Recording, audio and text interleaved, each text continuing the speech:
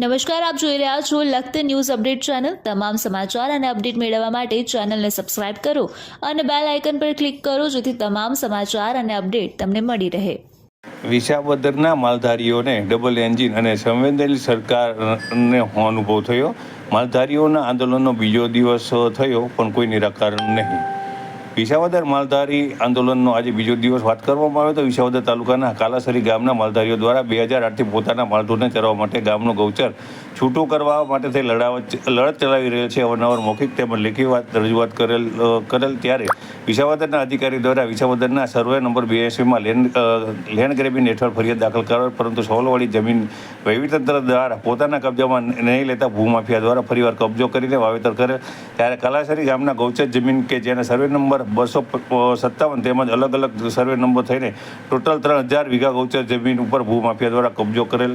વિસાવદર તાલુકાના માલધારી દ્વારા તે ગૌચરની જમીન છૂટી કરાવવા માટે લડત ચલાવી રહે છે અને પોતાના માલઢોર સાથે વિસાવદર મામલતદાર તેમજ તાલુકા પંચાયત ઓફિસે માલઢોર સાથે રજૂઆત કરવા પહોંચ્યા હતા, પરંતુ વિસાવદરના પ્રાંત અધિકારી દ્વારા માલધારીના પ્રશ્ન સાંભળવાના બદલે પોતાના હાથ અધર કરી દીધા હતા અને માલધારીને પોતાના પ્રશ્ન રજૂ કરવા માટે ટીડીઓ પાસે જવાનું કહેતા ટીડીઓ BM જોશી દ્વારા માલધારીઓની રજૂઆત સાંભળેલી નહીં। ત્યારે ના છૂટકે માલધારીઓ દ્વારા પોતાના માલઢોર સાથે વિસાવદરની ટીડીઓ ઓફિસે માલઢોર આંદોલનના મંડાણ કરેલ, પરંતુ વિસાવદરના અધિકારીઓ દ્વારા માલધારીની વાત સાંભળવાને બદલે ઓફિસ મૂકીને રવાના થઈ ગયેલ। ઓફિસની અંદર હાલમાં પણ માલધારીઓને પશુઓ છે।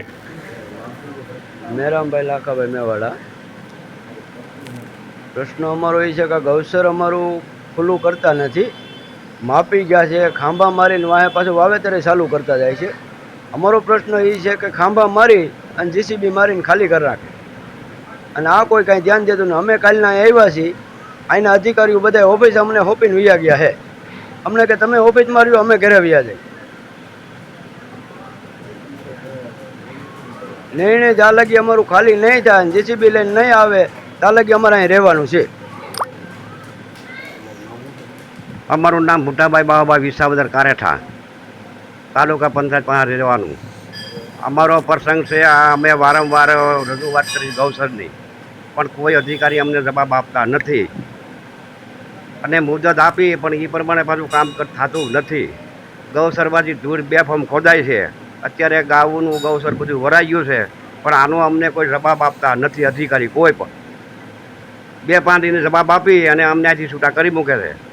આનો નિર્ણય નહીં આવે ત્યાં સુધી અમે અહીં મરી જાવ, પણ અહીંથી ઉઠવાના નથી ભાઈ।